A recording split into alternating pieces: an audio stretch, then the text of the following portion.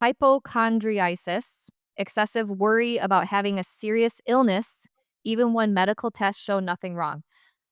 Happens so much today. Everyone self-diagnoses their Google doctors. Yeah. Yeah, and again, not anything against Google doctors and trying to figure yourself out because obviously in much of the world, like, a lot of people will say, rightfully so, that allopathy has kind of failed them and stuff. They're like, "I'm feeling something, something's not right. You keep telling me my lab work is fine," like, all of that stuff. But at the same time, people latch on to, like, okay, first it's I have these parasites, then it's I have this Lyme, then it's I have this Sears, then it's I have this mold, then it's I have these hormonal issues. And, it's like going from one thing to the other, not accounting for like these foundational things like, hey, are you eating enough? Right? Like, and the fact that none of these functional medicine doctors, alternative doctors, etc., like even consider diet other than saying like you need to go on a keto diet or you need to go on a carnivore diet or you need to go on a high carb, like, basically only plant diet, but they don't consider, like, are you actually eating enough? Are you getting fiber? Are you getting sufficient protein? Are you hitting the micronutrients? Like, all of that? Like, I think that's a big red flag.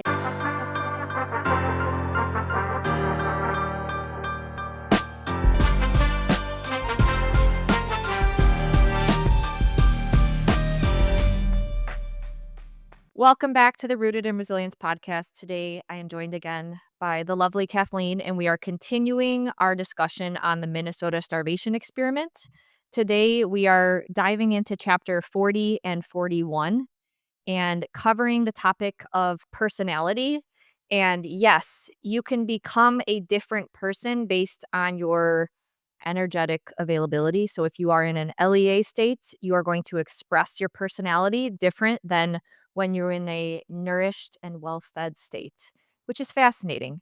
So in the last two chapters, we described some of the characteristic changes that they saw, which was intense preoccupation with food thoughts, always thinking about food, emotional changes with a tendency toward like irritability and depression, decrease in self initiated activity, loss of sex drive, and more of social introversion. So, kind of changes in how they express their personality. And today we're diving into kind of more personality classifications. So, things like hysteria, so exaggerated emotional reactions, psychopathic deviation, paranoia, hypomania, hypochondriasis.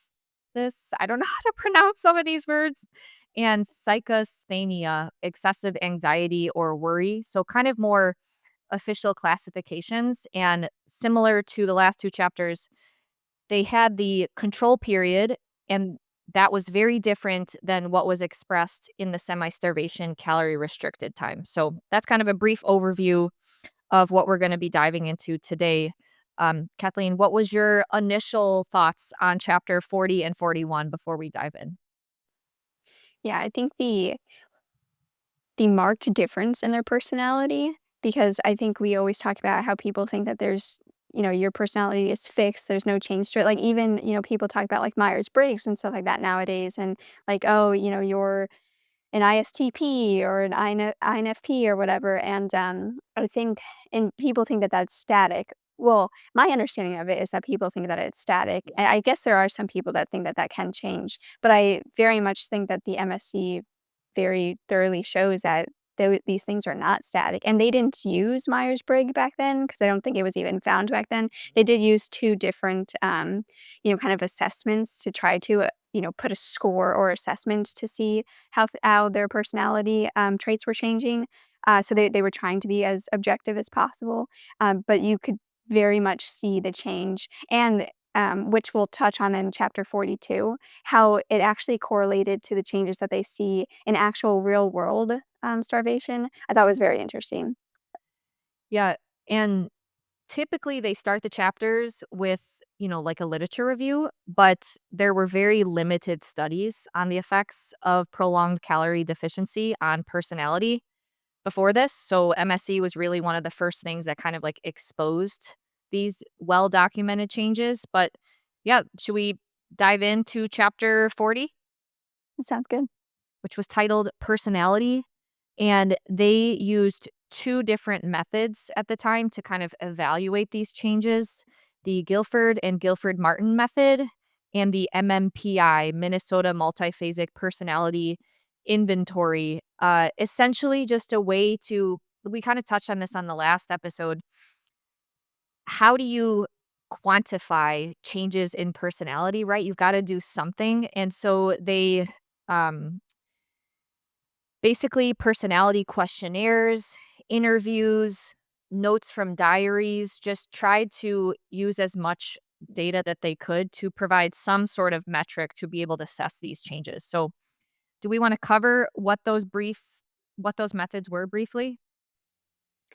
Yeah, really fast. I thought that it was very interesting how they were even looking at their childhood and where they came from and their family of origin, and then not only, where they came from, but things that were still lingering from their family of origin issues, and how that those things really seemed to, predispose someone to having increased, psychological, personality issues, which very much goes to what we understand now colloquially about how, I forgot there's like that index, like early childhood trauma index or something like that, that people will use now, and I think this very much is like probably one of the first things of people really seeing that like yes, what happens, during your childhood really predisposes you to what's happening later in life. That yes, these things are not fixed. There's definitely things that you can overcome. But then also the other kind of big picture thing that really stuck out to me too was they noted that everyone had this like face on and the way that they like presented themselves to the world and stuff. But when they were in this starvation state, that dropped. And so you actually saw who the person actually was. And it always just brings me back to like the idea of someone being hangry, and like you could actually see like who someone actually is in that situation and stuff. So and how when they're in the diaries talking about this, like the men know that like oh they're seeing who I actually am. I'm no longer able to like keep up the facade and stuff like that. So I found all that very interesting. Um but yeah, Well, no, so I think the the interesting thing on the childhood, this is something that we bring up in Transform is if there are current stressors in your life that you're dealing with right now, it's just going to get amplified when you are in a low calorie state. And so it's best to like deal with those and try to be in as low of stress position as you can before you enter a cut because whatever stressors you're going through, it just gets exposed and amplified even more when you are in this calorie deficit. And in chapter 41, they go through these different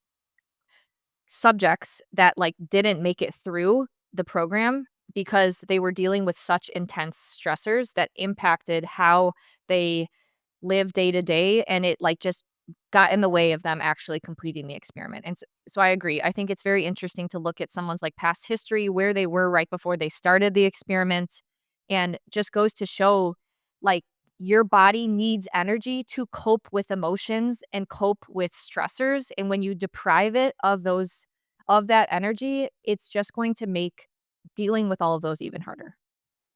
yeah, this is what we nowadays talk about in the terms of like diet fatigue, where people are constantly going in and out of cutting and, the case of the Mondays, like, and then they just go off the walls on the weekends, like all of that stuff. And they never give themselves time to just be at maintenance and, reduce that diet fatigue, reduce the quote unquote food noise, which like clinically food noise versus what most people like consider food noise are obviously different things, but still like they never allow themselves that time to, kind of come out of the cutting diet mentality. And this is again why, we always talk about transform, but why we continue to find that people are very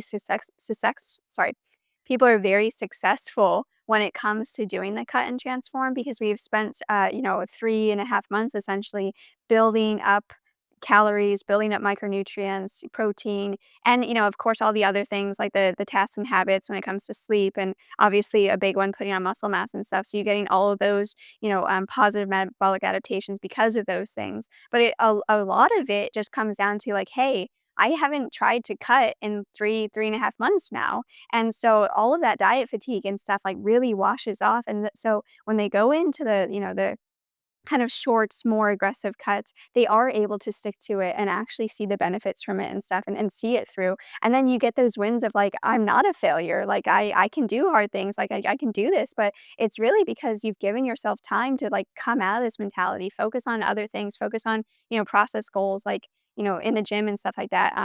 And I really think that this study right here really highlights this, Like it's not of course a huge issue with repeatedly dieting, which we always talk about, is the loss of, lean tissue and stuff like that, 100%. But I also think the psycho-emotional impact of, um, you know, the here we go again, we're going into another calorie deficit again, or here we go again, I have to cut out this macronutrient to put myself in a calorie deficit again, like, it really weighs on you, and so taking this time to, come out of this, I think is really helpful, and again, why we see such positive changes and transform, so. Yep. Okay. Do you wanna cover the different, Yeah. big ones that they were looking at? Yeah. So they use two different methods to evaluate personality changes. And so the first one is the Guilford and Guilford Martin method, and basically just assess different personality traits. And so they came up with these like acronyms to just, it can get kind of complicated in going over the exact methods that they used and the statistical analysis, but we'll kind of focus more on the bigger picture. So some of the factors for this Guilford and Guilford Martin method to assess their personality was STDCR and GAMIN. So STDCR, S, social introversion, so the level of social introversion, T, thinking introversion, D, depression, C, cycloid tendencies, R, I don't know how to pronounce this word, rhythmia, rathymia, I th that's my best guess too. Yeah. rathymia. I'm like Kathleen, I learn by reading, and so I never learn how to properly pronounce things. Exactly. Arrhythmia, an uninhibited disposition, and then GAMIN, general activity for G, A, ascendancy, social leadership, M, masculinity, I, self-confidence, lack of inferiority feelings, and N, freedom from nervousness. So kind of what I just took from this is that these were just like a way to look at things objectively rather than subjectively, right? We have to analyze this in some way. And so this Guilford and Guilford method was a way for them to assess how they changed from the control period to the semi-starvation. And again, they used two different ones. Anything else you want to touch on for the Guilford and Guilford? No, I think, looking at, the big 3 that they saw the most changes Yeah. is really helpful. So that is, hypochondriasis, and hypochondriasis is basically this, like, intense worry that something is really wrong with you or, like, you're sick, basically. Isn't that the MMPI? Oh, yeah, yeah, yeah, yeah. Sorry. Yeah, you're right, that is. I think they focused more on the MMPI in the entire chapter, but from the Guilford and Guilford, I wrote down they saw a statistically highly significant increase in scores on the scales of social introversion, depression, and cycloid tendencies, which is emotional instability. So those three things went way up in the calorie deficit, and then they saw a decrease in the scales of ascendancy, which is social leadership, self-confidence, and freedom from nervous tenseness. That's what I wrote down for the Guilford and Guilford method.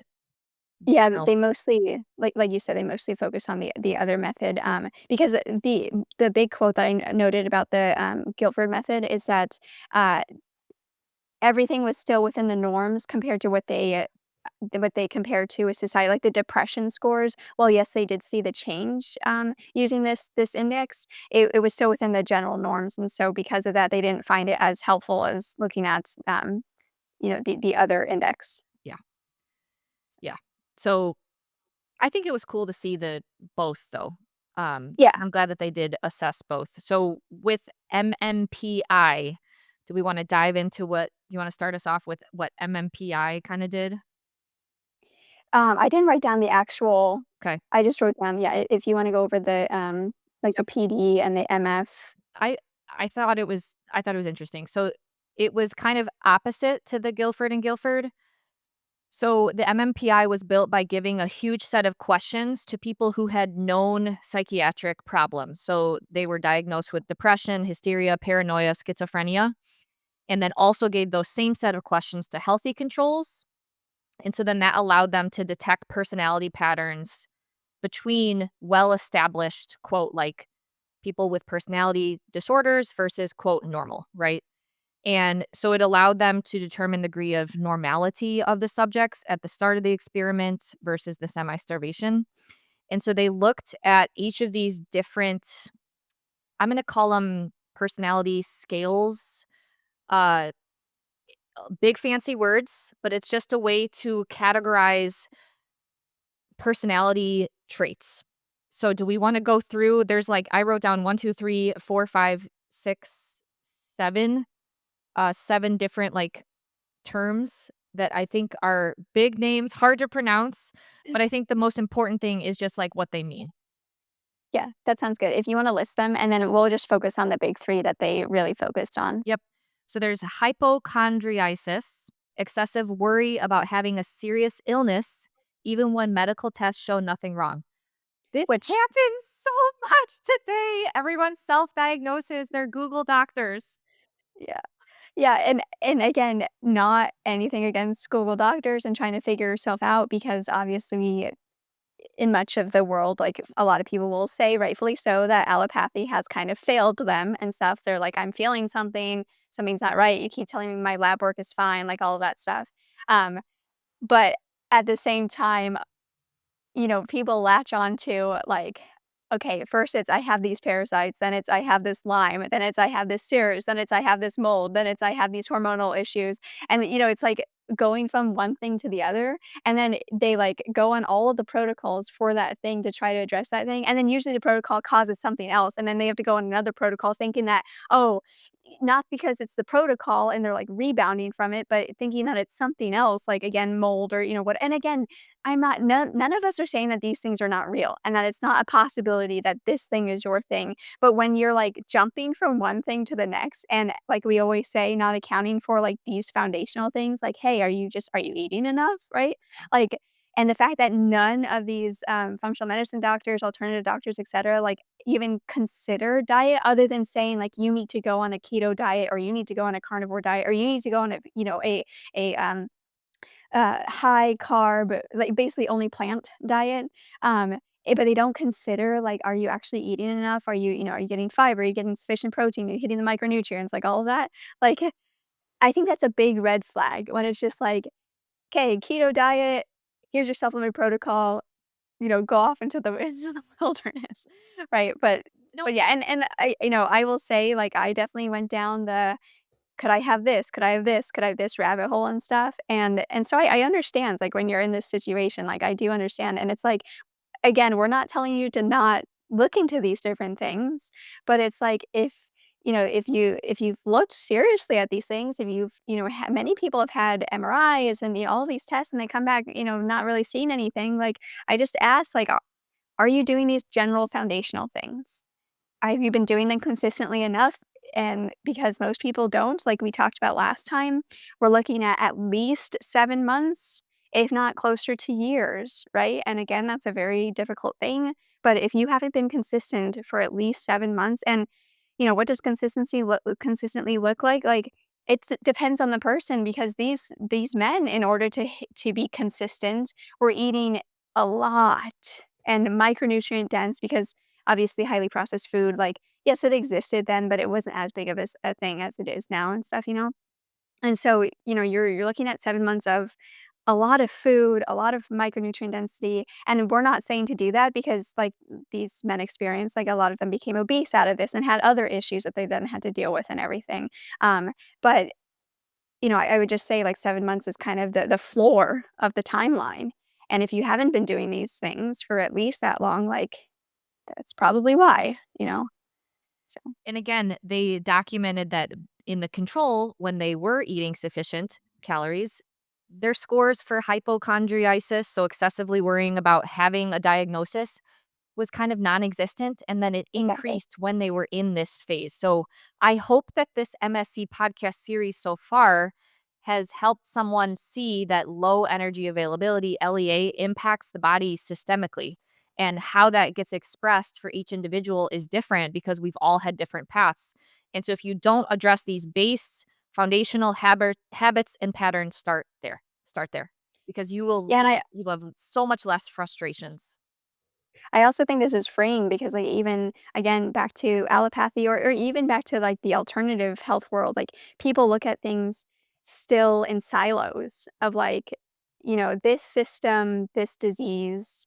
If you have an issue, if you have another disease in this system, you need to go to a different doctor. Or like, this is my specialty. I only specialize on hormones. You need to go see this person for mold. You need to go see this person for candida, it's like all of these different specialties. And it's like, well, again, the rising tide lifts all boats. Like, why are we not looking at us as a complete, or like we've talked about before, Dr. AP talking about like the smallest part of us is literally what expresses and becomes the biggest part of a society, et cetera, like what we see as structure and stuff. So that's why I've always gravitated to, what Ray has talked about because I think that is a very holistic is obviously way overused, but like I do believe that we live in like a field effect type situation versus we're definitely not just the sum of our parts. It's too reductionistic. So Yeah. Okay, so back to MMPI, the different personality traits that they were looking at. So hypochondriasis, which we just covered. I'm going to butcher how this is said. Psychasthenia, excessive anxiety or worry, obsessive thoughts, difficulty making decisions, feeling of tension, guilt, or insecurity, mental rumination. Like, wow, I've been there, been through that. I still have days where I do this. They saw a highly significant rise in this score during the starvation phase. yeah, rumination and catastrophizing things is like on the increase. And so, people are always like, I can't go to sleep at night because my brain just goes and goes and goes and it's just replaying everything. And like you said, you were there, I was there. Um, and so again, I love reading the MSC because it's like, yep, yep, yep, yeah. But it's freeing. It's close to home. Yeah, Yeah. but it's freeing because it's like, okay, we can actually overcome these things, and it's yes, the implementation might be difficult, but the answer is really not all that difficult, which I think is a great thing. So, The next thing that they saw a highly significant rise on was hysteria. So, exaggerated emotional reactions or dramatic physical symptoms without a clear medical cause. And that's very difficult because I think no one wants to say that like you're making things up or you're wrong, but they this was well documented in the study. So they did see a rise in hysteria.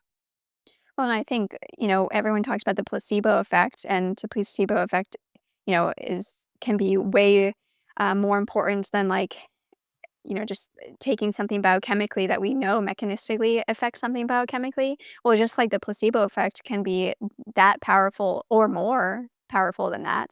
The nocebo effect can be just as powerful. And if you, like, I don't want to say that people like believe themselves into disease or like believe themselves into things because that, is I don't wanna say that, you died or you have this because you didn't believe in something enough or you believed in something, negative too much, but it does play a role, like, that's the reason why stress is implicated in every single, chronic disease and just in mortality is in the whole. So, and it's also why you see, when people start to believe in life and, believe in a higher power or whatever, that you have the spontaneous remissions and all that stuff, and again, not saying that, like, you are not believing hard enough or, like, there's something wrong with you, like, that's why the psycho-emotional side is so difficult because it's like, I'm not sitting here trying to shame someone or saying that you're not doing something hard enough or good enough or you're not a good enough person or whatever, but, these things do matter, and they are a part of it, and it goes back to the pie,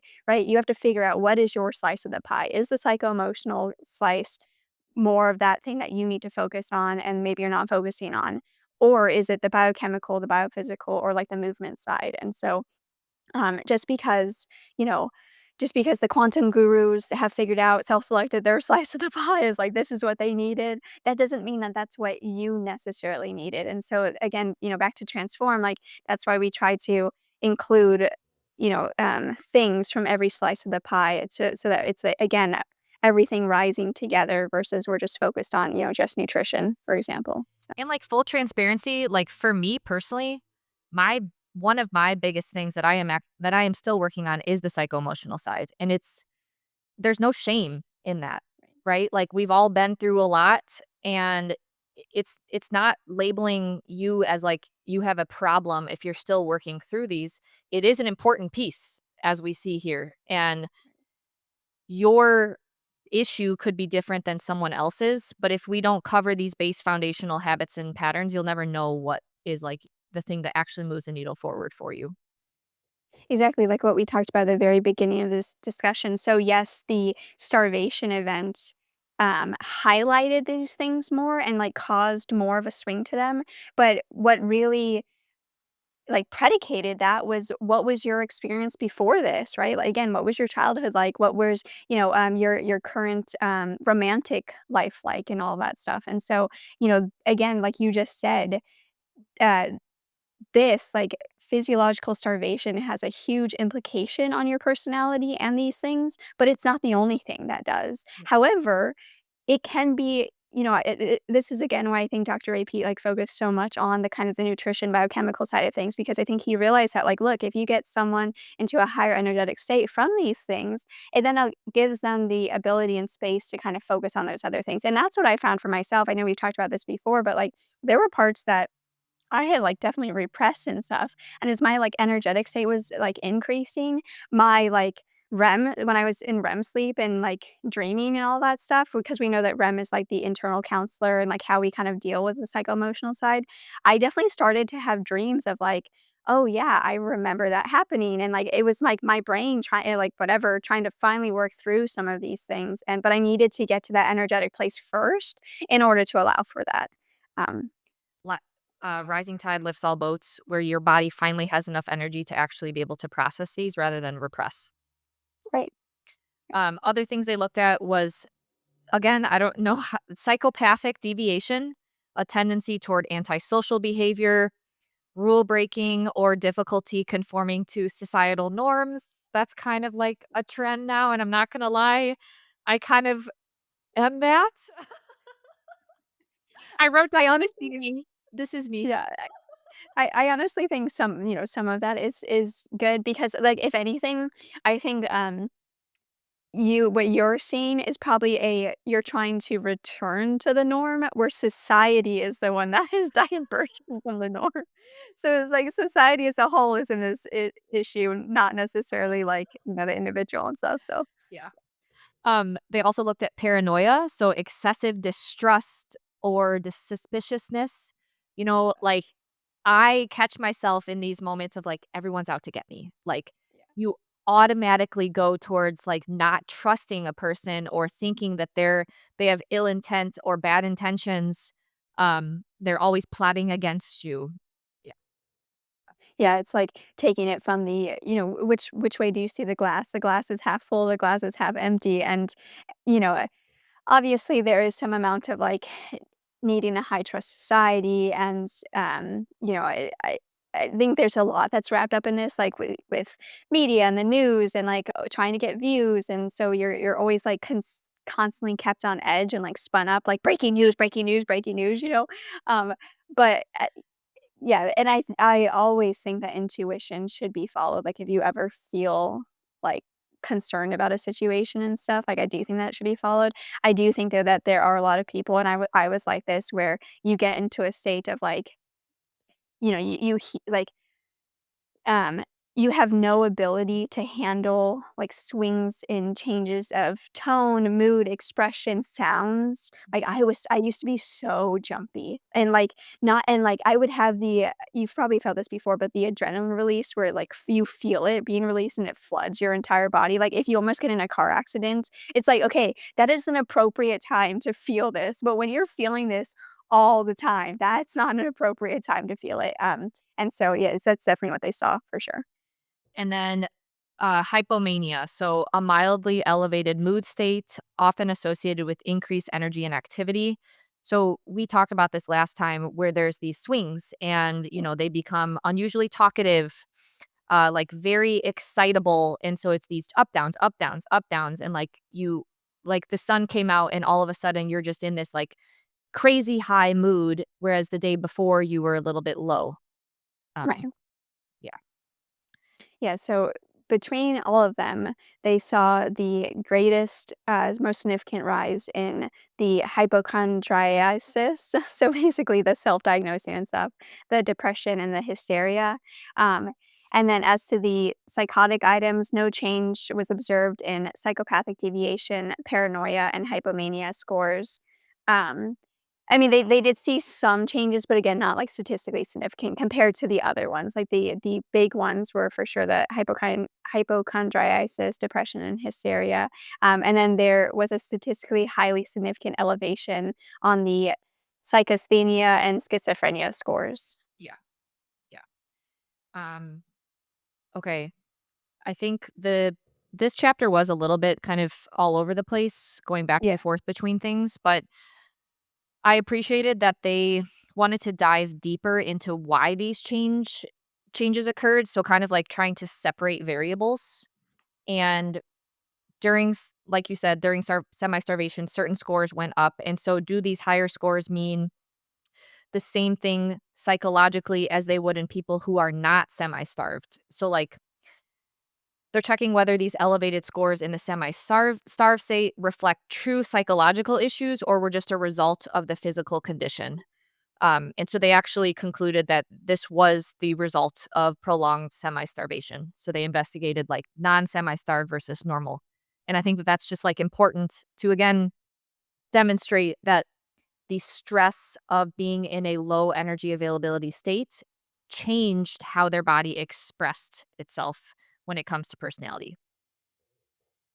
Yeah, I also found it interesting how, they were talking about the masculinity and femininity scores, Yeah. and they, showed a slight but consistent and statistically significant decrease in the femininity of interest. The drop is consistent with the general clinical impression that the masculine feminine score tends to decrease as neurotic reactions develop. So basically, they saw, an inverse relationship between neuroticism and quote unquote, femininity. And like obviously, it's kind of difficult because we don't necessarily explain or define masculine and feminine.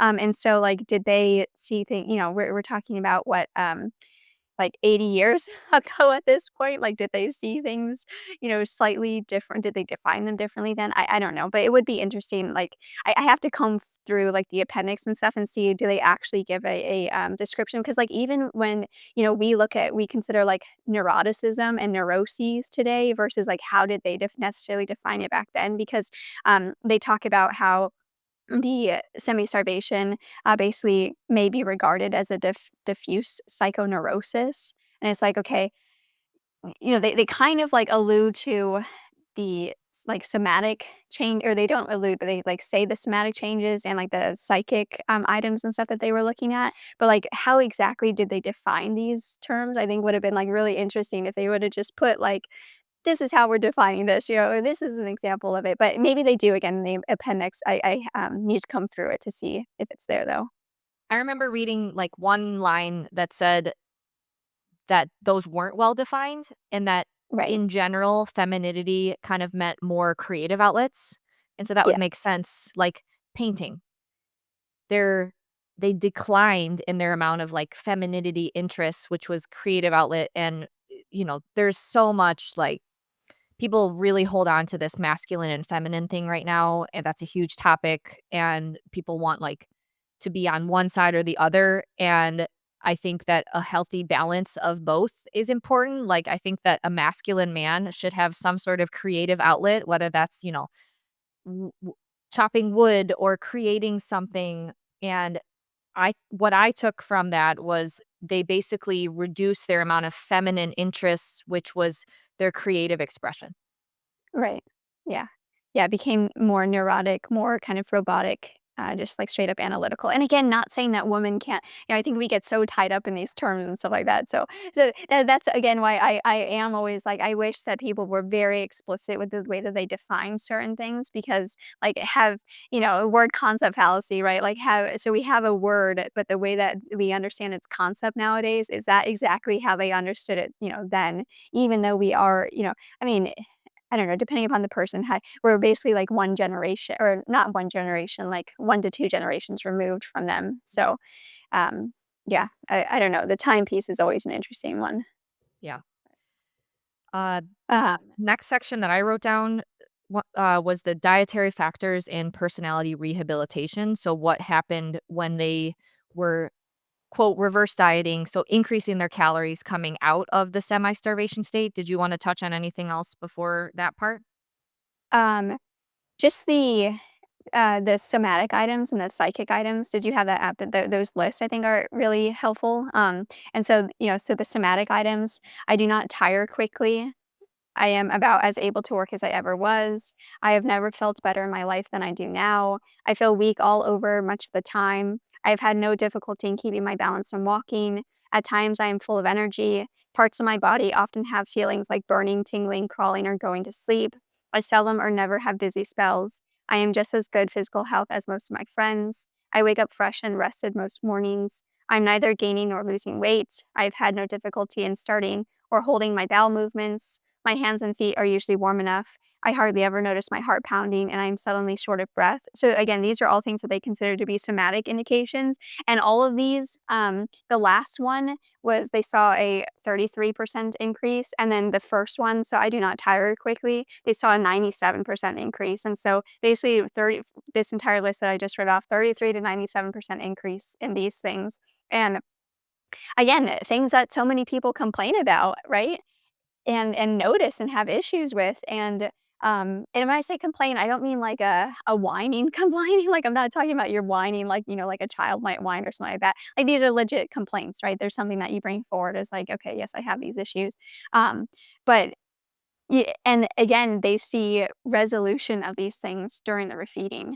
And so I always just want to keep pointing that out, that like people have normalized these things as like, being XYZ disease or syndrome or diagnoses, when it's like, is it really those things, or are you just, undernourished? Like, I yeah. I just want to take a pause there because how unprofitable is it to diagnose someone as you just need to eat more and you're undernourished versus you have this and you need to take this supplement protocol exactly and 7 like all these different Zoom calls with me. It's a much more profitable path than maybe you just aren't fueling yourself properly.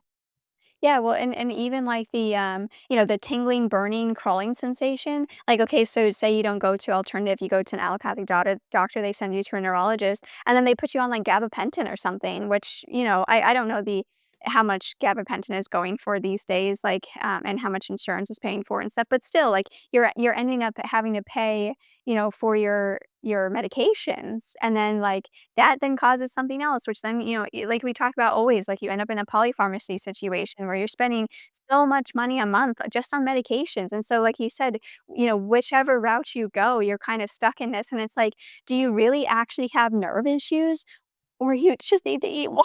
you know? Yeah. Yep. So I think that's an important thing to reflect on. Like, guys, supplement stacks are very expensive, very Yeah. expensive.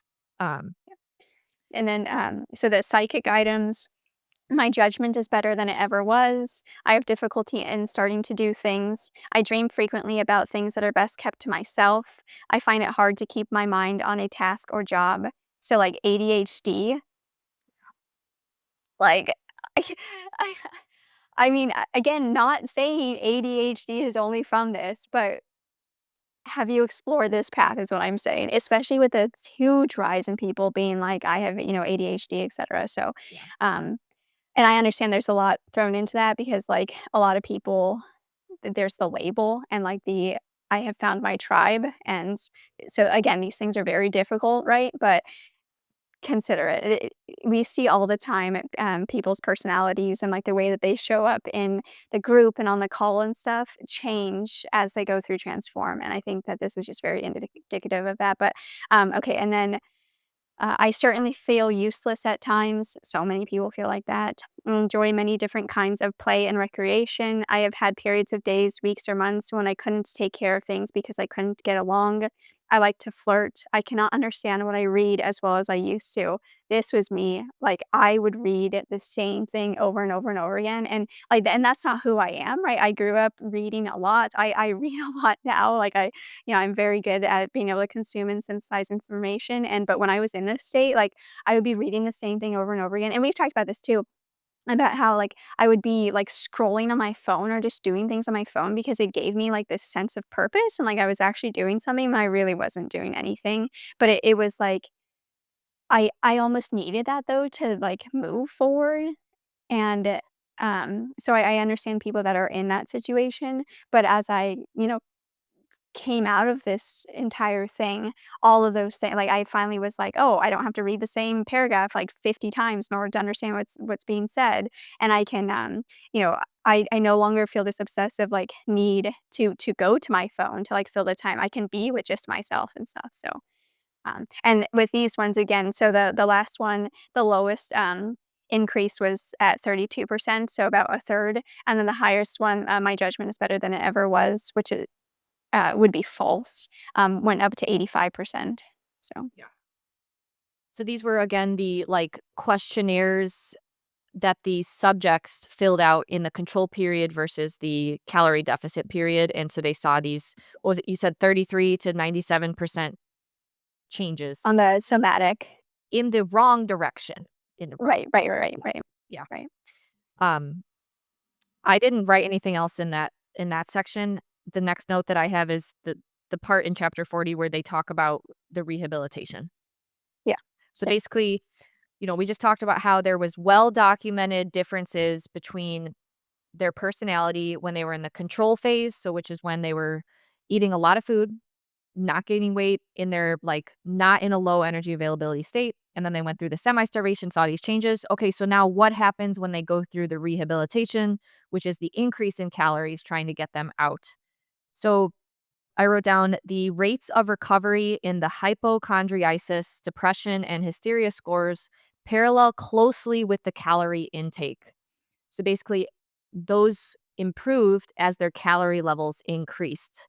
And the way that they were able to, assess that is because they had the subjects went through different rates of calorie increases as they came out of the semi-starvation. And so those who saw the quickest calorie increase, those symptoms returned closer back to control quicker than those who went through the lower calorie increase. And so in the lowest calorie group in rehab, the mean rehabilitation score at week 12, so that's 12 weeks, which is 3 months of eating higher calorie coming out of the low calorie phase, was actually lower than that obtained in the first week of the rehab period. So I thought that that was pretty interesting. And that was for the hypochondriasis. So excessive worrying about a serious illness, even when medical tests show nothing is wrong. Yeah, they say, in rehabilitation, all the semi-starvation changes were reversed, although the profile obtained at the end of controlled rehabilitation, so week 12, was still above the control profile. In this connection, it may be pointed out that the first 12 weeks of rehabilitation were in reality a continuation of the stress. And so at first, they do see like a big lift in the individuals because they're like, oh, the semi-starvation period is ending, and so that, like, gave them this, like, anticipation of improvement, but then, as the weeks went on, they realized that, like, recovery wasn't going to be as quick as they thought it was going to be, and then that led to, still a drop, basically, so, And so yeah. this just goes to show like recovering from these things take time. And they got very frustrated during this time period, understandably so, because no one really understood, right? They thought, "Oh, I'm gonna go immediately back to normal after this low calorie phase," and that didn't happen, and that led to more frustration and negative spiral. And so again, it's just showing that this stress of being in an LEA there's a delay. There's a Yeah, delay in things being turned back on. and I think this is so indicative of what we see, like, people go people on the whole are very successful at cutting. Like, we are very successful at weight loss on the whole, society is. You know what to do, right?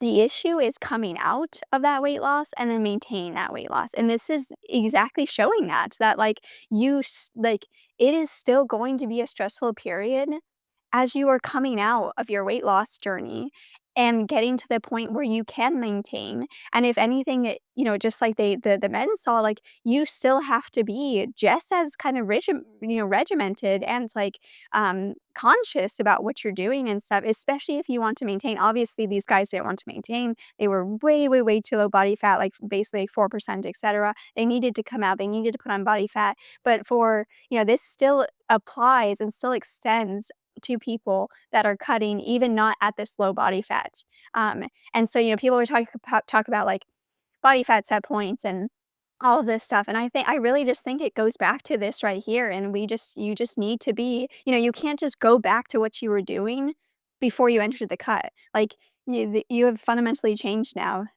in many ways, right? Like from pressure dynamics to just so many things, right? And you have to allow yourself to adapt to those changes, and just swinging back is not going to end up in a good place, which we all know because given the fact that so many people have been unsuccessful maintaining their weight loss across history. So, Yeah, guys, fat loss is easy. The hardest part is maintaining it. And who cares if you lost 10 pounds 2 years ago? If you're back, if you've regained that 10 pounds, it doesn't matter, right? Like you didn't experience the benefit from it. And in this Minnesota Starvation Experiment podcast series, and then in numerous other podcasts, we outline exactly what you need to do. Like you can go read through those podcast series and you can go implement these things. You can achieve fat loss. You can maintain your fat loss, but it is difficult coming out of it. And I think that that's one of the benefits of Transform is it is a group going through it together. Everyone is keeping each other accountable. Everyone is like working together to achieve the same goal. And that is most people don't have that in real life. If you are very, like, diligent and, I think that this differs person to person, like, if you're very strict with what you can do day to day, you may experience better results coming out of a fat loss phase, but for someone that needs more accountability, it's beneficial to go through this with someone else to have accountability and support as you come out of it. And the MSE just clearly documents that, like, okay, you go through a fat loss phase, it's not just sunshine and rainbows after the fat loss phase. That could arguably be the most important part where you carefully come out of it and you understand how physiology works, that there is a little bit of a delay and it takes some time for these symptoms to actually come back. Because if you just like go back to normal, you're gonna just regain. And you see this over and over and over happening in all these diet circles. And one person says, "Oh, I lost 10 pounds," but then they regain it over the course of a few months. So then they try the next thing. "Oh, I lost the 10 pounds again." And I feel bad reflect like seeing people go through that because it's this never ending yo-yo diet cycle when it doesn't have to be that way if you implement more of these foundational habits and have like an accountability system that helps you come out of it. yeah, and we know that people always overswing. So, like, sure, you might have lost 10 pounds, but most people will overswing to 12, 15, etc. pounds because basically the body will create hyperphagia, so an increased desire to want to eat until you have restored your lean tissue loss. And for most people, that can take a fair amount of time, especially if you're not lifting, right? And so, because of that, like, that's when people, they lose the 10 pounds, but then they end up 15 pounds heavier, and then they lose 10 pounds, and then, but like their baseline keeps going up and up and up because of this issue. So, if you are working with someone, whether it's working with us or whoever else, like, make sure you continue to work with them as you are coming out, and you have to stay in the mindset of like you're still cutting, or like whatever you need to do to keep yourself in this mindset so you don't just like start eating whatever and you are kind of still in this control process because again, like, 4% is dangerous, right? Like you need to put on weight at 4%. Now, if you're a man and you're 12%, 15%, like that's a different, conversation. If you're a woman, you cut down to like, 20%, 25%, like, again, different conversation here. Like, we're not talking about you must put back on body fat because you are at dangerously low levels of body fat, but still the same spectrum here applies. And so working with someone as, to reverse, in a methodical manner, et cetera, and treating that reverse as just important, if not more important as the cut, I think it needs to be like a huge mindset shift for everyone in society that's trying to lose weight, especially because like more and more research continues to come out showing that like these cyclical weight changes later on in life seem to be correlated with things like uh, brain changes and like Alzheimer's and dementia and all that stuff. And again, I don't want to nocebo people. Like I never want to nocebo you. I'm not saying that, and this is also not saying that like if you cut, you're going to get Alzheimer's or dementia or anything like that. It's just we don't want to see these cyclical variations. We want to, that's why we would transform, like we talk about like this being the last like cutting process that you need because the goal of it is that you lose the weight and then you maintain, and if you need to cut again to lose some more, you do that and maintain, but you never get to the point where you're going back up. But that takes, that takes you doing the things at the end of the day. Like, we have no magical fairy pixie dust to sprinkle over you, like, you have to stay committed and you have to keep showing up for yourself and continue to do the things. It So, requires a system. It requires a yeah, system. It doesn't you can't just yo-yo, like, yeah, magical unicorn fairy dust. Oh, yeah. So then some people will bring up, well, I take my protein powder and my vitamins, and the MSC dove into that. So they had some groups add supplementary protein and supplementary vitamins, and we've discussed this in a numerous other podcast episodes. So what did the supplementary protein and supplementary vitamins do to improvement of these personality traits for the group that was in? Okay, so basically they had the semi-starvation state, and they had some people who added, you know, vitamin and protein supplementation in those, and I wrote down the protein supplementation actually saw some improvement in depression, which makes and sense. there was no improvement or difference in these personality traits for those that added vitamins to their diet. So, I mean, like, you see this every day. Everyone's like, "Well, I took my multivitamin, I took my supplement stack." If you're not eating enough, like, calories, like, energy is what those vitamins, they need energy to, like, actually accomplish tasks. So, Exactly. Yeah, yeah. Who cares if you're taking super physiologic doses of B1 or B3? Those ones are like the big ones tied to, mental health and stuff. If you're not eating enough, it's just like energy, if you look at it as energy, in order to use these things. Like, so what? You can drive the enzyme. So what? You're overcoming enzyme defects and stuff, but you're not even using the enzyme. So like, what is the point here? And to me, it makes sense that the protein mattered because specifically for the neurotransmitters, so tryptophan for serotonin, and tyrosine for dopamine, noradrenaline, all of that stuff. So that makes a lot of sense. I think people, like we kind of talked about before, they will push back and be like, oh, well, they didn't use, the most optimal form of the B vitamins. They probably used folic acid instead of folinic or instead of, methylfolate. They probably used, I don't know what was available at the time, but they probably used cyanocobalamin instead of anything methylcobalamin. I mean, anything but. yeah, yeah, but it's still like, okay, fine, if you're so tied to your supplement protocol, and placebo is a great thing, and yes, maybe they're actually doing something, right, because your nutrition is so poor and stuff like that, um, keep taking them. I'm not gonna tell you to stop taking them, but focus on this too. Like, that's what we keep saying, and even, like, people always ask us, like, "Okay, well, what foods should I eat and stuff?" And it's like, if you're at the point where you can only tolerate, like, XYZ food, slowly build them up over time. Get your total calories up over time, get in a more robust state, and then from there, consider using the allergy approach where you very slowly introduce one thing at a time, very small amounts, and you allow your body to adapt to things and stuff. Like, obviously, we don't necessarily agree with the extremes of keto, carnivore, and then, only plant-based and stuff like that, but, like, if that's all you can eat right now, like, build them up, and then over time, we would like to see you diversify, your plates and stuff like that, but get to the point that you can even do that, like build your robustness, build your calories, build your micronutrients. Depending upon which of those camps you fall in, it can be very difficult to build your micronutrients with food. So that's again why we want to see you diversify eventually. But you can only meet yourself of where you're at. If you try to eat something and it causes, diarrhea every single time, well, you can't eat that, right? Like, yeah. So then the last part of the chapter, these subjects, I mean, this is asking a lot for subjects. And I think that that's why we don't see research studies these days. Because imagine someone coming to you saying, hey, you're going to stay at a lab for like a year and we're going to control exactly what you eat. And this is going to like change your life for a year. It's hard. It's hard to conduct studies and pull people from their normal life to be able to progress with science. But there were some people in the study who stayed on for, quote, later rehabilitation. So they stayed for an additional 8 weeks of rehab. Rehab is just, slowly increasing calories through the recovery phase. And I think that this was a really positive part of the chapter where there was a significant improvement in their hypochondriasis and depression scales.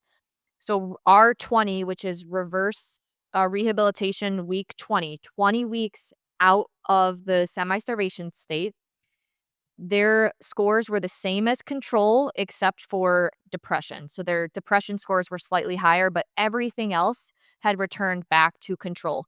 That's amazing. That's super powerful. And I think Yeah, that's it's the thing. What is 20 weeks? That's like half a year. So we go back to again five. this like 7 months thing.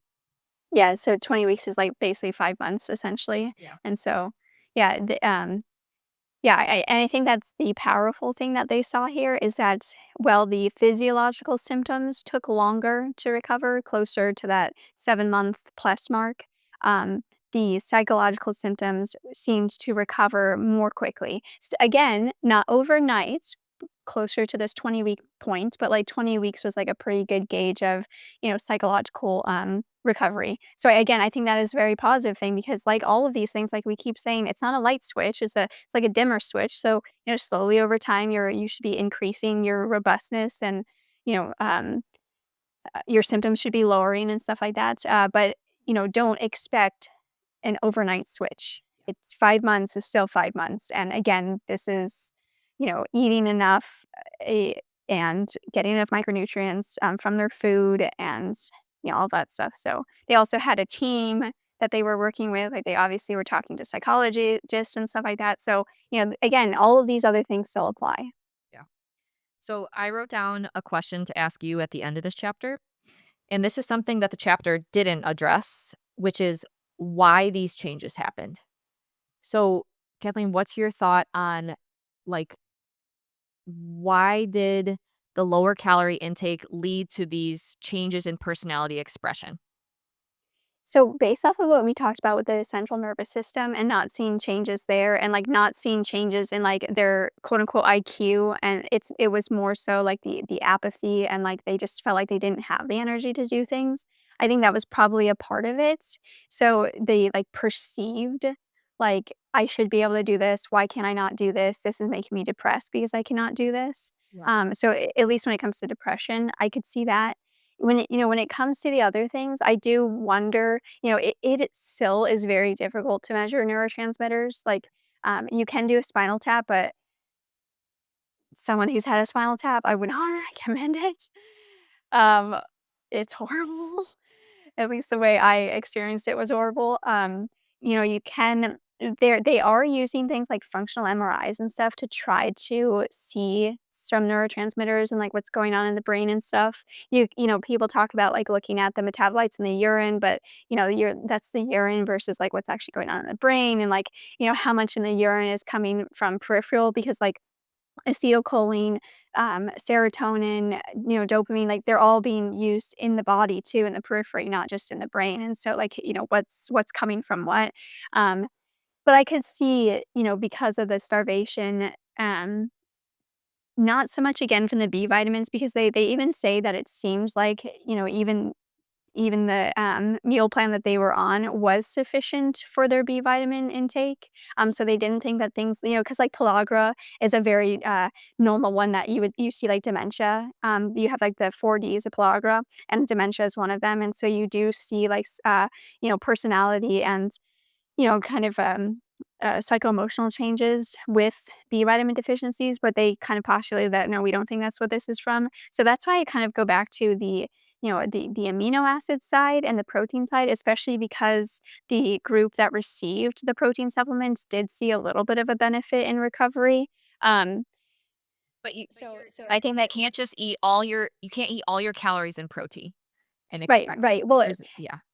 that was gonna be my next, thing though, but so you do have the amino acid side for the neurotransmitters, but you need energy for the neurotransmitters to work because for the neurotransmitters to be made, for them to be released, and then for them to be actually acted upon, it requires the calcium oscillations, and the calcium oscillations require sufficient ATP, and so mechanistically, that's where I think that's coming from, and why, like you just said, you can't just become like, you can't just eat, like, 100% of your diet or, like, 80% of your diet from protein, and then you obviously get 20% from, like, fats from that protein. Like, you can't just do that because, you need to actually make sufficient ATP, and yes, like, you can convert that protein to, glucose and fat and stuff like that. If you're in a caloric surplus especially, you're going to be converting it to fat, but you could convert it to glucose even in a caloric deficit, but over time, um you're going to be putting yourself even more in a caloric deficit because of the thermic effect of food, the conversion, through gluconeogenesis, et cetera. So, yeah, that's why I would not just use protein. Yes, sufficient protein is enough, but, even with all the studies that continue to come out, like, there can be an argument made for more protein in some ways, but it does seem like, kind of 1.6 grams of protein per kilogram of body mass seems to be, kind of where you maximize the protein need while still allowing you to have enough calories for the other macronutrients, especially for carbohydrates, especially if we're looking at like putting on muscle and stuff. But I also just think in general too, specifically because of the micronutrient standpoint, because again, fats. Nothing against fats, but they're very micronutrient devoid, like, they don't they have some fat solubles, of course, right, but what about all the water solubles and stuff, and specifically electrolytes? Again, we always talk about how, the reports come out all the time showing how much the American population is deficient in potassium, and it's like, why are we not talking about this? Yeah, exactly. Yeah, so that's what, offhands, that's what I would kind of postulate as to why these changes mechanistically happened. So I wrote down one thought is the brain has so when it comes to like constantly ruminating, worrying on like the past, I wrote down like the brain has to fill time with something. And is it easier for the brain to use previous like pathways, neural pathways, than to form new ones when thinking about the future or building a future or like it takes energy to build new neuron pathways. And so is it easier for the brain to just fill the time with previous pathways and constantly ruminating and reflecting on things that have already been formed? well, and that's exactly what they found. They found that things that the men had recently learned, those things went out the window. It was the things that they had learned a long time ago, had, tons and tons of constant practice on and stuff. Those things were the things that remained. And then it was um harder for them. Like they could still learn and they could still do things, but it was almost like harder for them to learn new things and especially like new movement patterns and stuff like that. Like it would be really interesting to like, have taken these guys through like a gymnastics protocol or something where it's like, okay, try to learn, how to do like a handstand or, something that's like not a very muscularly effort. It's more like a skill effort based movement and see like, could they have done, could they do it basically? Because it seems like based off of this, they probably couldn't. And again, I always just go back to like so many of us are trying to learn new things and, new skills, like, um, and how much of that is being impacted by this? Probably a fair amount of it. So, Okay, that's all I had for chapter 40. same. How are you doing on time? Do you want to briefly cover chapter 41? What are your thoughts? Yeah, I for chapter 41, I mostly just, I didn't write down, like, quotes from every case study, I just mostly wrote down the ones that, like, really stood out to me and stuff, so if we just wanna cover those Yeah. case studies again, this is a good chapter that, like, if you're looking for a nighttime read and you wanna hear some, kind of more story-like things versus kind of like assessment and, analytical quantitative things, this would be a good chapter to read. I wrote down that okay, they went through a few specific subjects, and many of these were the outliers and were the ones that kind of had a little bit more of a hard time going through the experiment. And again, this to me, this just is another reason why we stand behind the approach and transform, which is a short-term fat loss, because long and drawn out fat loss phases can severely impact your life, especially if you've been dealing with things before. Like if you're going through a really stressful life period and you do this year-long fat loss phase, like it could lead to some challenges. And so that's what I wrote down as like the biggest reflection that hey, some these people were going through some stuff and this prolonged fat loss phase, which in our opinion was too long, um, amplified when they were in an underfed state. Yeah, and again, 24 weeks from the outset, it seems like a long time, but with how much weight, a lot of people think they have to lose and stuff, like, so many people would have to cut for 24 weeks straight in order to get to where they want. And again, yes, there is differences in body fat percentage. Again, you're not going down to like 4% of body fat, but still, you still have, all the diet fatigue. Like we talked about last time, the ability to be consistent and adherent to your cut. Um, the negative metabolic adaptations because of reduction in non-exercise activity thermogenesis. So like you're fidgeting throughout the day and stuff that you see, like all these things are impacted when you're in a cut. And so that, and the fact that you're just not at energy sufficiency for a long period of time, and so you have issues with building muscle mass, let alone retaining muscle mass. And then the micronutrient question, because you're just not at energy sufficiency, so you're probably not hitting the RDAs and stuff, and that over 20 weeks, like so again, we've talked about this over and over again, but I think that it's really continues to be important for us to drive home, like, this is the reason why we implement shorter get in, get out cuts versus that, yes, are a little bit more aggressive versus a long drawn out, cuts and stuff. So, yes, both of them work, but I continue to think that there still is more reasons to do a shorter cut than a longer drawn out cut. Yeah. I want to touch on just one thing is so if you go read through the chapter, you'll see there's various figures where they're plotting the different scores based on the subject and where they're at in the experiment. And with this MMPI way of assessing these personality trait changes, they have two sides of the figure, left side, which is the hypochondriasis, depression, and hysteria, and then the right side, which is more like psychopathic deviation, paranoia, schizophrenia. So if on the left side, if those scores go up, it indicates a neurotic reaction, so emotional distress, anxiety, or mild psychological disturbance, but not like a loss of reality. And then on the right side, if those scales go up, this can indicate more serious personality disorganization, so, like, almost getting towards disconnecting with reality. In general, most of the subjects saw a rise on the left side, so emotional distress, anxiety, mild psychological disturbance, but there were a few that they covered in this chapter where they saw a rise on the right side as well. And so that could be more severe psychotic tendencies, like more serious personality issues that some of these subjects went through that led them to actually not being able to complete the experiment, and they were, like, let go.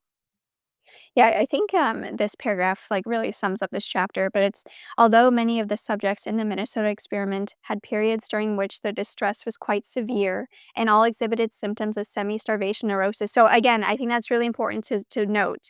Like everyone exhibited some amount of semi-starvation neurosis. So when you are cutting like, the expectation should be that you're going to experience this is why we always tell people in Transform, like, give yourself grace. Ask the people around you to give yourself grace. Let them know what you're doing, so they can kind of check you. And, like, apologies can be really helpful, right? Because there's going to be a time where you're more irritable, you might be a little bit more depressed, like, all of that stuff, and it is very normal. I also think, like, normalizing those things can be really helpful, so it's like, "Okay, I know this is normal, I know what to look for," but then you also know that, like, if this starts to be extreme, then I need to come out of my cuts. I need to go seek, professional help, like, all of that stuff too. And I think that is, like, just never talked about when it comes to the dieting world. Sorry, but did you wanna say something about that? If not, I'll continue on with the paragraph. No, I I think that you just touched on something very important because people think that going through a fat loss phase is going to be sunshine, rainbows, totally fine, and then when they experience, like, one negative symptom, it's like, "This doesn't work for me. I'm done."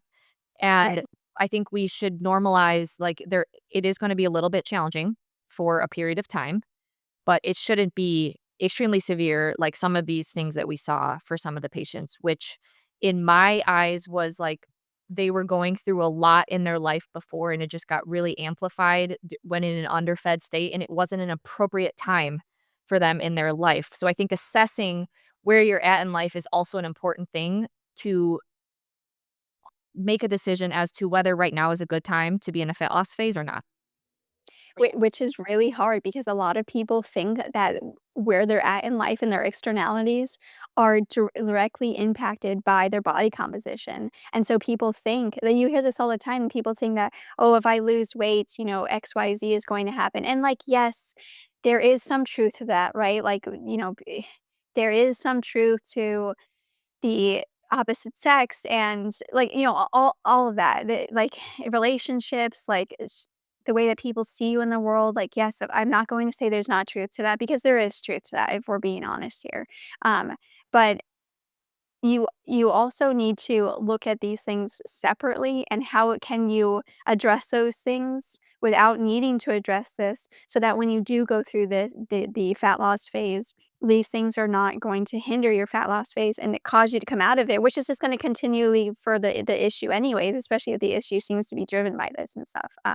So life is very intertwined and on many levels, and I'm not saying I don't think any of us here are saying that this is easy. It's not easy, and so again, back to give yourself grace, but like you said, and things are always going to come up in life even when you cut, but try to be in as, like, good of a setup as possible, before doing a cut. That I think, again, that's what we continue to find is, like, just try to, reduce the diet fatigue, try to set yourself up as much as possible, try to be, not in a period of, like, we're staying up all night because we're, like, trying to build a new business or, like, whatever it is, right?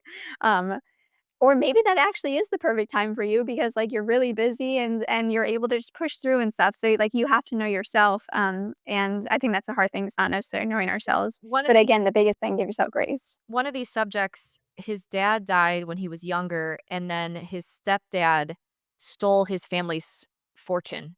Like, Yeah, in a extreme situation like that, like, probably not the best time to go through fat loss. right. That's, like, a lot of, like, emotional distress. Exactly. Yeah. All exhibited symptoms of semi-starvation neurosis. There were only 6 men in whom the deterioration was striking. In 4 subjects, the reaction to the semi-starvation regimen took the form of a, quote, character neurosis, the men being unable to stay on the semi-starvation diet in 2 of these subjects. The response to this stress was particularly violent and bordered on a psychosis. One man developed a hysteroid reaction that led to self mutilation. One exhibited neurological symptoms of probable hysterical origin, so basically noceboed himself. Subject number 130 is of interest because he successfully completed the experiment in spite of a history of cyclothymic personality difficulties, and he actually saw benefit from doing this, so which is interesting. But like how people say that they see benefit from fasting and stuff psychologically, like I found that interesting. He was very And then, proud of making it through the experiment. yeah. Yeah. And then, subject number 2 made an optimal adjustment to the semi-starvation stress and is included in these case studies to provide a contrast to those who developed more severe symptoms. I I think we it's important to note, though, most subjects made it through fine. This chapter was kind of highlighting a few specific. So we're not saying this chapter is expressing that fat loss doesn't work or you shouldn't go through fat loss phases. No, it's just an interesting storytelling chapter that kind of highlights some of the subjects that had a hard time and potentially providing some reasons why. Yeah, it's, subject number 2, the one that made the optimal adjustment, he was the norm, and so I think, reading his experience like, again, all of them experienced, like, hunger and complaints and some rumination and all of these things, but, reading his experience, I think, is kind of helpful because it's like, okay, this might be something I might more expect going through, a cut, versus someone else. Yeah. But, so I basically went through this and, like, things that stood out to me about each one, I didn't necessarily write down where they came from, but, one of them was he became overwrought and began to write voluminously in his diary. His writing tended to ramble with suggestions of a flight of ideas. I just remember being in this state and people b like, I thought, like, I was, like, trying to do all these things to try to figure out, like, what I needed to do when really I just needed to, like, address my energy deficiency problem, but, so I was, like, trying morning pages, basically, and morning pages is, like, you just basically have, like, a stream of consciousness, and I just remember writing and writing and writing and writing and writing, like, this just stream of consciousness, and that was literally a ramble, had no, like, coherency to it, and not like a, like, weird and no coherency, like, it was about, daily life and things that were going on, but, like, I would just write with, like it was almost like how I would just drive, like, with no end in mind. It was like, I guess I'm just stream of consciousness this all out, but it was like the rumination that I was just Yeah. vomiting on paper, essentially. Yeah. I wrote down that a few of these subjects showed very odd behaviors. So again, like Kathleen said, subject number 2, I think is very important. The the psychological symptoms were minimal yet definitely present. Lethargic, mildly depressed, somewhat irritable, preoccupied with food, sexual interest dropped off. That was the normal thing that happened, but he successfully completed the whole experiment. So there was a gradual reduction in like how he expressed himself day to day, but he came out of it and was fine. There were a few subjects that went through, like, very odd behaviors to try to alleviate this distress, like the excessive gum chewer, chewing 40 packs of gum a day, eventually couldn't afford the gum, so he stole gum. 40 packs of gum a day. I Yeah. can't even imagine what my jaw would feel like. Well, that's what they said, that his jaw was, like, So sore and it was like his body trying to alleviate the distress, and then another subject who, like, tried to chop off his finger because his yeah. body was maybe thinking, "Hey, if this happens, maybe I will feel better," or something like that. And then I also wrote down that some subjects were eating out of garbage cans, eating raw rutabagas. Like, I don't know if there's anything that sounds worse than a raw rutabaga. I don't even like cooked rutabaga. A raw rutabaga, like, what does that even taste like? And then they also ate infinitesimal amounts of food, like a breadcrumb, as if that would help alleviate the distress. And so those were some of the, like, odd behaviors that some of the more extreme subjects expressed, which was very different than the normal like, the group that went through it.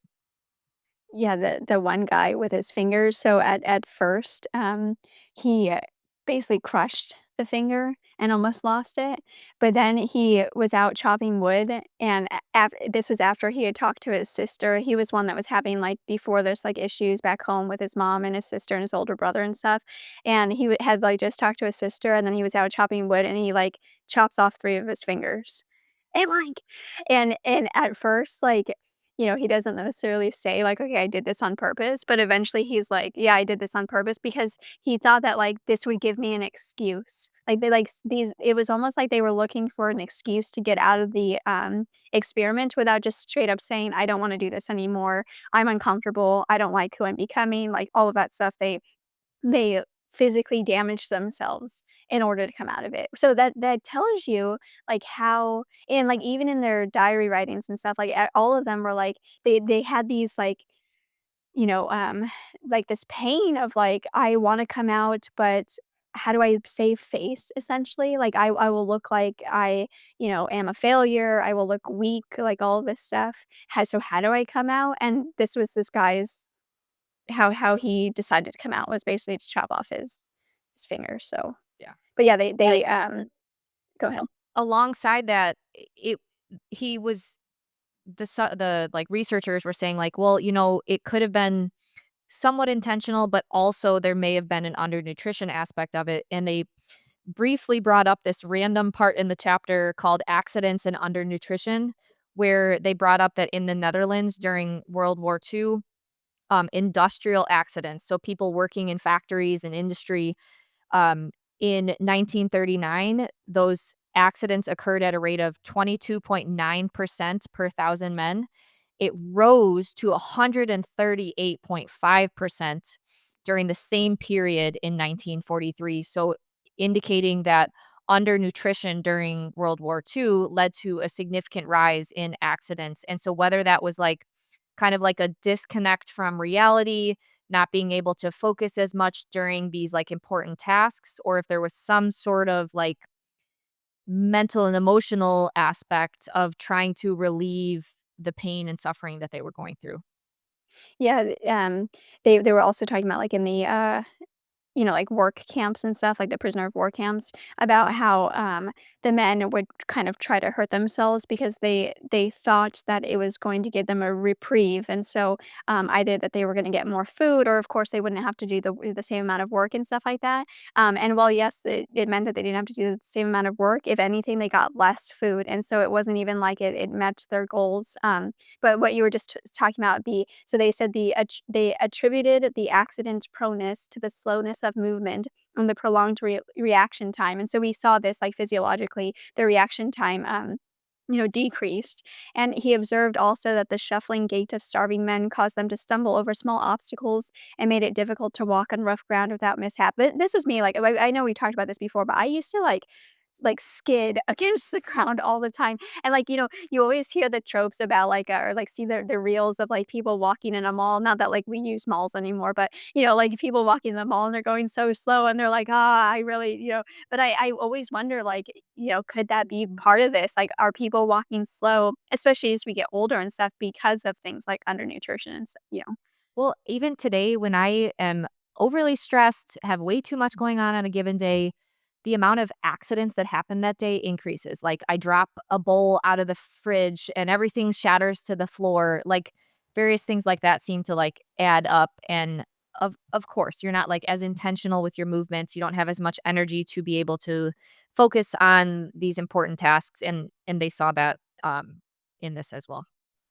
Yeah, they also, so a couple of these guys, like you said, they, were able to find, like, food and garbage cans and stuff to eat, and so the researchers basically knew that something like this was happening because, they they basically noted, like, his weight failed to go down in spite of drastic cuts in his diet, so they're, like, noticing, like, "Hey, this guy's supposed to be eating X amount of calories, which we have calculated should put him on his trend line," which again, everyone continues to say calories in, calories out does not work, but it literally worked for every single one of these guys. Every single one.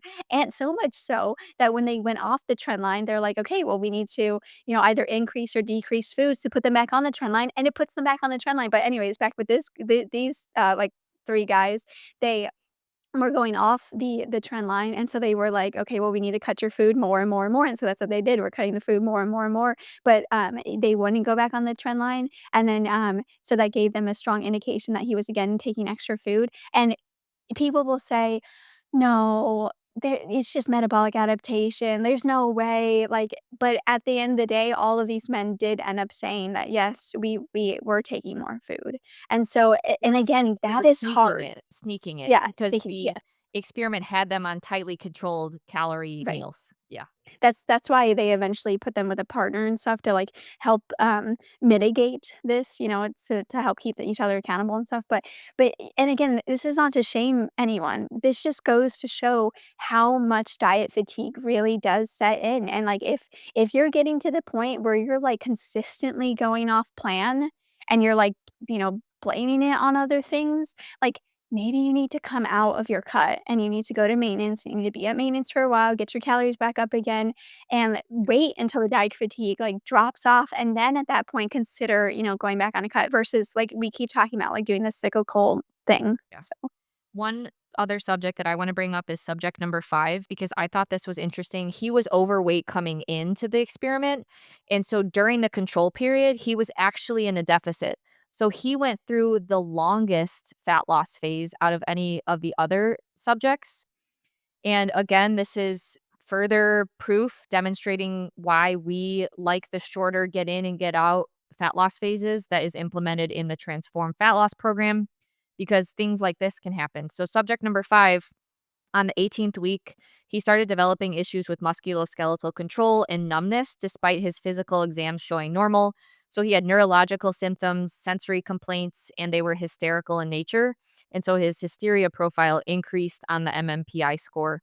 And so he was in the calorie deficit for a very long time and he actually had to like leave the experiment. So I thought that that was also interesting. yeah, and back to the real world application, another great quote was the general state of apathy is associated with inattention to the details of the surrounding world, including potential dangers of accident. Also, it is difficult to draw the line between pure accident and deliberate self mutilation.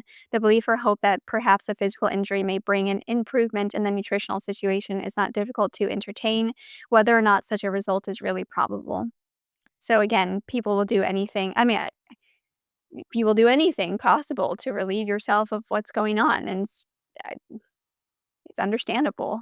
So again, that's why, like, don't shame yourself, like, you have control, like, you're not in this situation, you're not a prisoner of war in a camp or whatever, like, if you're getting to the point where you're having these feelings and they're being caused by your cut, like, stop cutting, like, come out, and of course, like, if you're ever at a point where, these things are getting extreme, and what is extreme, that's very difficult, especially when we try to convince ourselves we're not extreme enough, but you are, quote, unquote, "sick enough," like Dr. Gadiani talks about in her book, Sick Enough, um, more related to eating disorders, but still, um it is okay to seek help, and if you're at that point and you need to seek help, like, please seek help because, like we keep talking about, yes, the food component, the biochemical component is hugely important here, but so is the underlying psycho-emotional state, and so, if you need to address those things, please address those things. And one more comment that I had on this chapter was in these case reports where they're talking about kind of the extreme situations where some of the subjects had these extreme behaviors. Most of them developed at week 8, 9, 10, 11, 12. With Transform, it is intentionally a 6-week fat loss program, and I think that that's important to reflect on is when these subjects were starting to experience these kind of neurotic behaviors, it was, hey, later on in the fat loss phase. And so Kathleen brought up a really great point. If you are experiencing kind of these extreme things, maybe it is time to reverse out of it. Like when I went through my fat loss phase last fall, around week 8, I started experiencing, like, pretty bad digestive symptoms, and I was like, "Kathleen, like, you were right, like, we should have stopped a few weeks ago," and my body's telling me, "Hey," it's sending a signal like, "Hey, it's time to get out," and so I personally made the decision to push longer, and I should have came out of it. It recovered out of that fine, but I think that's important to reflect on too. These chapters, a lot of these subjects started to experience these like later on in the semi-starvation period, again demonstrating these prolonged calorie fat loss phases can lead to some problems, especially if you're in a difficult stage in life right now.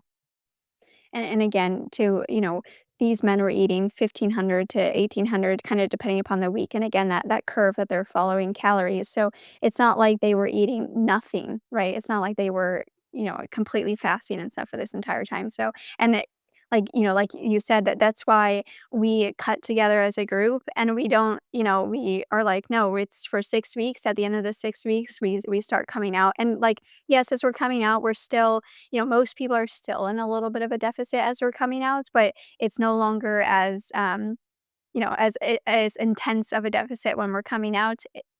The reason, though, is that we're trying to refine your maintenance range to make sure that we don't blow past your maintenance range and put you in a surplus. Because I think people still don't necessarily understand that maintenance ranges can expand and then contract, and on the beginning of Transform, our goal is to expand your maintenance range, and so, you go from, like, maintaining your weight at, like, 1,700 calories to, maintaining it at, like, 2,200 calories or whatever, and then during the cut, or really any cut, your maintenance range is going to contract, right, because of those, negative metabolic adaptations, mostly coming from meats, and so, as you're coming out, you need to allow your body time to, like, get neat to go back going and stuff like that, but then it will contract, but then we need to make sure that we don't, because it's contracted, that we don't jump over the far end of your current maintenance range as we allow it to expand slowly again and stuff. So, again, all things that you all can do by yourself. And like Ash has said, we've talked exactly about everything that we do in Transform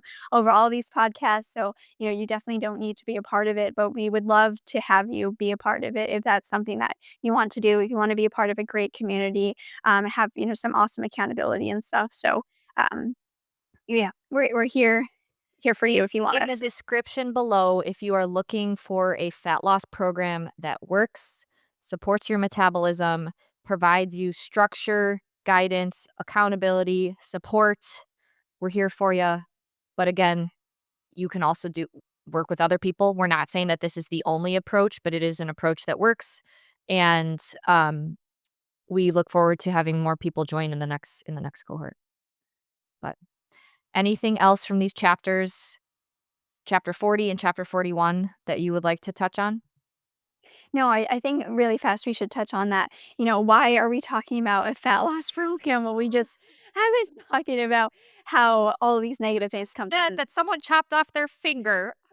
Yeah, yeah, and you know, and why do we talk about, like, adding basically more stress to an already stressed system? And I think what we basically say in Transform is that sometimes the body is so stressed, quote unquote, inflamed, all of that stuff, that you have to add more stress to eventually bring down the stress. Now, for many people, would it be probably way more beneficial to, just go on a very slow recomp journey, especially if you only have, like, maybe the last 5 to 15 pounds to lose? Yeah, probably. But at the same time, also, there is some amount of, like, desire, and people wanna look a certain way, and that is okay, right? So, like, set yourself up for it, and with Transform, it's meant to set yourself up in as best of a way as possible so that when you go into a cut, we avoid these things as much as possible. That's why we use the things, like, we don't bring people below 1,500 calories when we cut, regardless of what their starting, maintenance calories are. Higher if your calories are higher, right? Um, we only keep it to 6 weeks. We use the change from, the first 3 weeks of calories, and then having our high carb break, and then the next 3 weeks of like, all of these things are there for a specific reason. We keep the macros where they are for a specific reason, to try to do this in as much of a health promoting way as possible. Yes, you could go work with someone, they could do it in a, like, let's just blitz everything, let's get everything off, and, but is that going to be as much of a health promoting way as possible? It depends on the person, right? Like, it's everyone's always gonna be unique in the way that they experience something, even with Transform, right? We always acknowledge that there's always some amount of survivorship bias and self-selection bias and all of that stuff. But if you've tried all these other approaches and they have yet to work for you, consider trying one that you have not tried yet. So, Transform was designed with the lessons that we have learned from the MSE. And I think that's the biggest thing. Like, we don't suggest long-term fat loss phases because of what we're seeing in the right. MSE, and that during a fat loss phase, you're gonna see some amount of negative symptoms pop up. It Transform is designed to minimize those as much as possible, and we've seen it now work for hundreds of people, and it continues to work today. So, yeah, that was an Yeah, important asterisk of, like, "Why are you guys talking about, all the issues that the MSE subjects?" Well, because there are consequences to doing things in the way that it was outlined in this experiment. yeah. like Tyler says, no solutions, only trade-offs. Yeah, I know he got that from someone else, but he talks about that a lot. And we currently have our current cohort going through a cut right now, and they're seeing, again, amazing results. And so many of them are like, like Julie talked about in her testimonial with us, I wasn't sure this was going to work, but it's, like, so amazingly surprising how well it does work and stuff, especially, again, in putting in that pre-work beforehand. And I know 3 months sounds like a long time, but, like, ha have you been at maintenance for 3 months? Most people have not, And, like, really from a body composition standpoint, it's like you really should be at maintenance for, like, at least 1 to 3 years in order to build the muscle mass that you want to actually reflect the body composition that you want. And so, our goal with Transform is to hopefully get you to, like, a body fat percentage that you're looking for, and then from there, you can make the slow gains of putting on muscle over time, and so you get the, body composition that you're looking for. And even with Transform, like, we really put a big focus on putting on some muscle mass during those first 3 months, but it's putting on muscle is just such a slow process that, like, yes, you're going to put on some during those 3 months, especially if you actually, do the training and stuff, but there's, of course, time limited, so it's only so much, but and like you said, you no matter the dieting approach, you're going to see changes in labs. You're going to see changes in thyroid labs. You're going to see changes in, lipid panels and all of that stuff. And I think that is just always important for people to recognize as well that, like, it's like when you're coming off a thyroid medication, you have to give your body time to recalibrate itself again. And same thing coming out of the cut, you have to give your body time to recalibrate itself again. And um, yeah, Yeah. Um, the time scale of things is difficult, but you have to be able to view health with the time scale of months and years and not days. And that's where you will see success. Because I think if you're focusing on minutes, hours, and days, you're setting yourself up for failure and you're gonna always be looking for the next thing, the next thing, the next thing. If you zoom out and view health in the time scale of months and years, you're just gonna set yourself up for success. yeah. 100% agree. We continue to see, like, 3 years of doing the things, that's when really people really look like how they wanna look, and so, you know 3 give yourself 3 years of doing the things, but at least, like we keep talking about, at least 7 months, right? Like, give yourself at least 7 months, and then, really from there, shift that kinda time horizon to closer to 3 years, if not even 7 to 10 years, and again, we're not saying to not dive down other rabbit holes in the process, but while you're diving down those other rabbit holes, have this going in the background as you're slowly improving your overall baseline over time. Yeah. All right. Any concluding remarks? No, as always, I appreciate the discussion. Hopefully, this helped normalize a lot of things because I think a lot of people feel like there's something really wrong with them and that it's only them. And it's like, no, this happens to everyone. Like we talked about the um the neurosis. It impacted every single one of the guys that went through the MSC, not only the extreme variations of it. So, um, yeah. So just remember that it's very normal. You can do something about it. It just takes some time. And the positive is that the personality and kind of psycho-emotional things seem to resolve a little bit more quickly than the more physiologic things. So that's a very big positive. Use that to kind of help gauge your progress. Um, and let us know if you read these 2 chapters, what your favorite part of the 2 chapters were in the comment section. And let's continue to have a great discussion about this. Next episode, we'll be diving into chapter 42. So until then, guys, stay rooted in resilience.